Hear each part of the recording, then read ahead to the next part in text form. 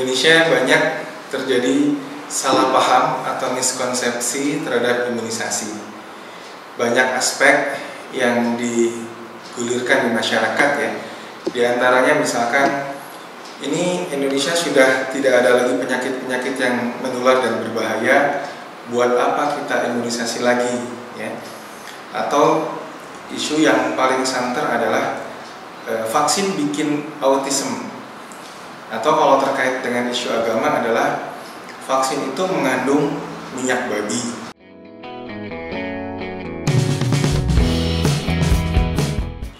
Miskonsepsi yang sangat berperan terutama di daerah-daerah yang religius adalah terkait dengan halal haram vaksin. Ini terkait dengan isu bahwa vaksin mengandung babi. Kita bisa lihat bahwa sebetulnya tidak ada satupun vaksin yang mengandung babi. Vaksin memang mengandung garam aluminium yang fungsinya sebagai preservatif, ya, sebagai zat tambahan, yaitu agar daya kekebalan vaksin ini tetap tinggi, ya, dengan dosis yang lebih rendah. Kalau tidak menggunakan zat-zat seperti ini, maka dosis vaksin yang sekarang hanya 0,5 mili itu bisa menjadi berkali lipat jumlahnya. Kandungan garam aluminium dalam vaksin itu hampir sama dengan kandungan garam aluminium dalam susu formula, ya. Sehingga kadarnya sangat aman dan tidak perlu dirisaukan. Garam aluminium jangan dibayangkan seperti panci aluminium yang digerus gitu ya. Ini adalah garam aluminium yang di dalam tubuh kita tidak menimbulkan bahaya sama sekali. Ya, thimerosal atau merkuri dalam vaksin juga sama, fungsinya sebagai preservatif ya, agar vaksin itu tidak mudah rusak, ya. Terutama vaksin-vaksin yang multiple atau vaksin combo ya. Ini ada yang pakai thimerosal. Sebetulnya merkuri yang berbahaya adalah metil merkuri. Itu yang bisa bikin penyakit mini mata dan lain-lainnya. Sedangkan hasil metabolisme vaksin adalah etil merkuri.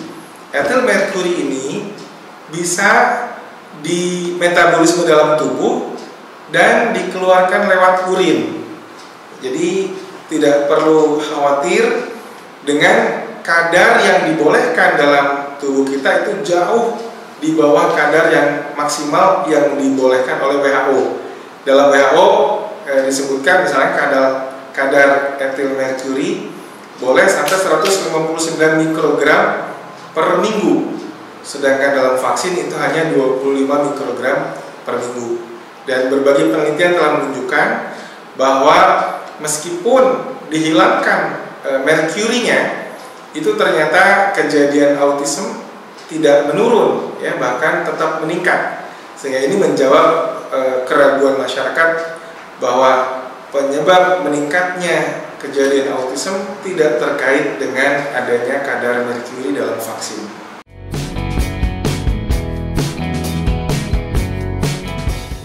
Kita tahu bahwa imunisasi itu cakupannya harus lebih dari 80% baru dia akan efektif. Ketika cakupan imunisasi menurun menjadi di bawah 60%, maka wabah-wabah yang penyakit yang berbahaya itu bisa muncul kembali dan bisa menimbulkan korban anak-anak yang tidak berdosa itu. Seperti di Sumatera Barat, di Padang, kemudian di Aceh, ya, di Banda Aceh, kemudian di Cirebon, di daerah Tapal Kuda, Jawa Timur, dan Madura. Itu daerah-daerah yang sangat sensitif dengan isu-isu bahwa vaksin tidak halal. Sehingga contohnya di Padang pada tahun 2012 terjadi penurunan cakupan imunisasi yang sangat signifikan, dari 93% menurun menjadi hanya 35% saja. Sehingga berbagai upaya kemudian dilakukan, penyuluhan dan sebagainya, namun belum berhasil catch up imunisasinya sampai cakupannya tinggi kembali ya. Akhirnya tahun 2014, 2 tahun setelah isu itu muncul, timbullah wabah difteri di Padang, sehingga menyebabkan kematian 2 orang anak dan 28 kasus difteri. Di Banda Aceh bahkan sampai sekarang itu masih banyak orang yang galau dengan imunisasi karena isu ini, sehingga di beberapa wilayah cakupan imunisasinya sangat rendah dan kembali terjadi wabah atau KLB difteri yang memakan korban jiwa. Ini salah satu contoh betapa pentingnya memahamkan kembali masalah imunisasi ini kepada masyarakat.